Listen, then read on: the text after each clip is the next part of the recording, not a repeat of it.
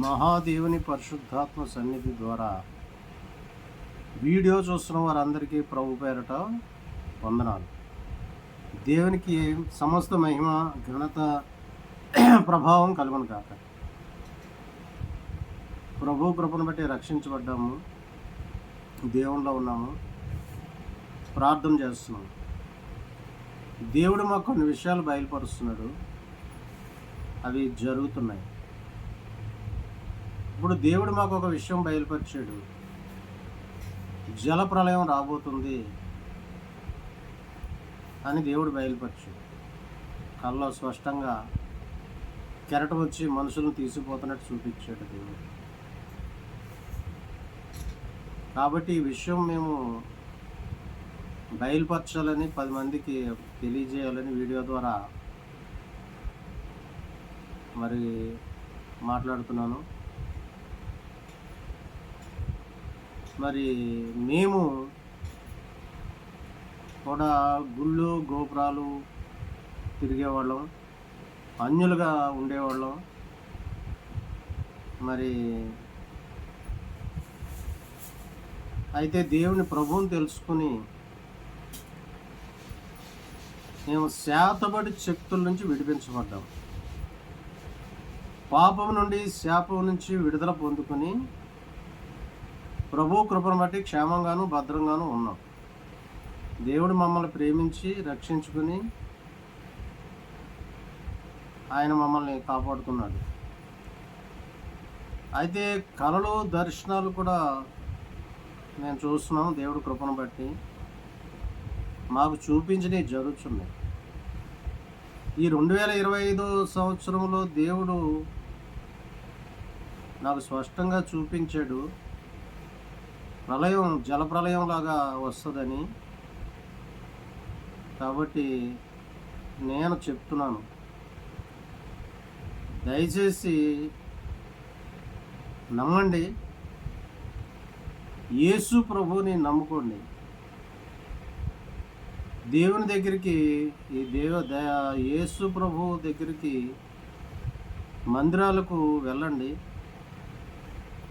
ప్రభువుని అంగీకరించండి, ఆయన దేవుడని.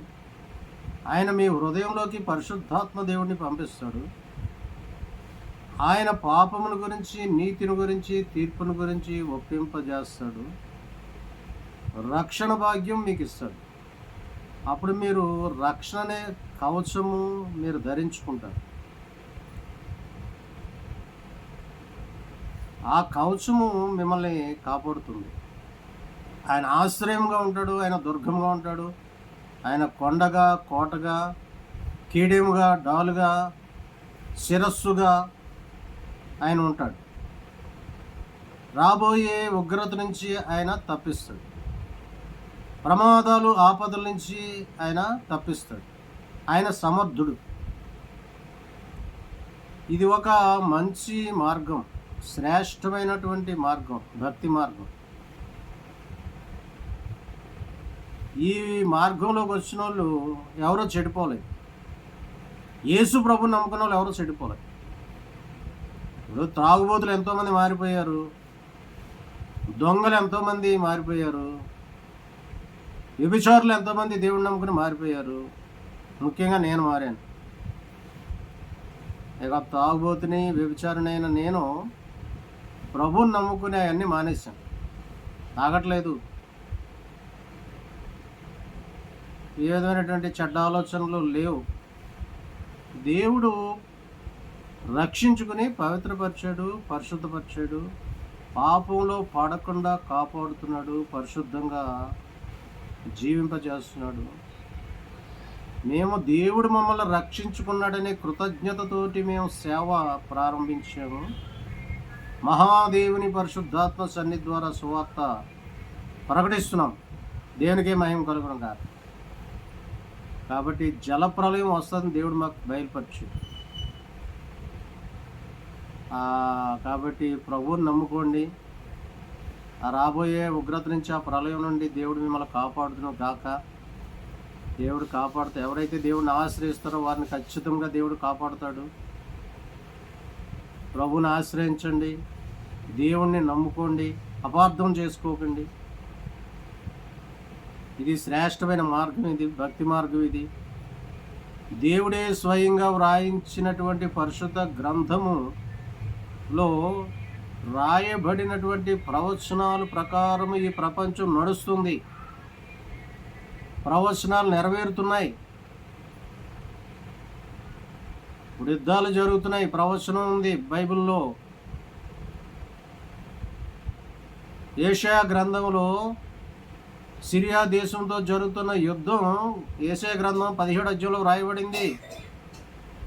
సిరియా దేశం మట్టి దెబ్బ అయిపోతుందని ప్రవచనం ఉంది.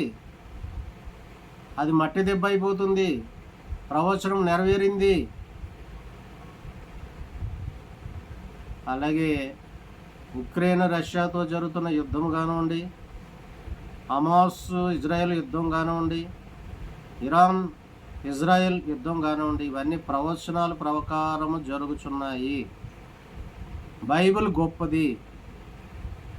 బైబిల్లో వ్రాయబడినటువంటి ప్రవచనాలు జరుగుతున్నాయి అని మేము తెలుసుకున్నాం. కాబట్టి బైబిల్ గురించి, బైబిల్ దేవుడి గురించి మీకు తెలియపరుస్తున్నాను. నేను ప్రభువుని అంగీకరించి పాపాలు ఒప్పుకొని పశ్చాత్తాపడి రక్షణ పొందుకొని పరిశుద్ధ గ్రంథం చదివి ప్రార్థన చేస్తే మీ జీవితాలు బాగుంటాయి, మీ కుటుంబాలు బాగుంటాయి, మీ పిల్లలు బాగుంటారు. ప్రమాదాల ఆపద నుంచి తప్పిస్తాడు, రాబోయే ఉగ్రత నుంచి తప్పిస్తాడు. మరీ విశేషముగా మీరు చనిపోతే పరలోకం దేవుడు తీసుకువెళ్తాడు. ఆయన ఎక్కడ ఉంటాడో అక్కడ మనం ఉండులాగున ఆయన వచ్చి తీసుకెళ్తాను అని వాగ్దానం చేశాడు. యోహాను గ్రంథం 17వ అధ్యాయంలో దేవుడు ఆయన ఒక ప్రార్థన కూడా చేసాడు. తండ్రి, నేను ఎక్కడ ఉందునో నీవు నాకు అనుగ్రహించిన వారందరూ నాతో కూడా ఉండవలెనని, నీవు నాకు ఇచ్చిన మహిమను వారు చూడవలెనని నేను కోరుచున్నానని యేసుప్రభువు వారు ప్రార్థన చేశాడు. మనం ఆయన ఒప్పుకుంటే ఆయన వారం అవుతాం. ఆయన మన బాధ్యత ఆయన తీసుకుంటాడు. కాబట్టి యేసు ప్రభువుని ఆశ్రయించండి. మీరు మీ పిల్లలు బాగుంటారు, కుటుంబాలు దీవించబడతాయి, పరలోక సంతోషం అనుభవిస్తారు, మీ దుఃఖ దినములు సమాప్తం అవుతాయి, మీ కష్టాలు తొలగిపోతాయి, సంతోషం ఉంటుంది, సమాధానం ఉంటుంది, ఆశీర్వాదం ఉంటుంది. ఆయన బలం ఇస్తాడు, ఆరోగ్యం ఇస్తాడు, ఐశ్వర్యం ఇస్తాడు. నమ్మండి దయచేసి.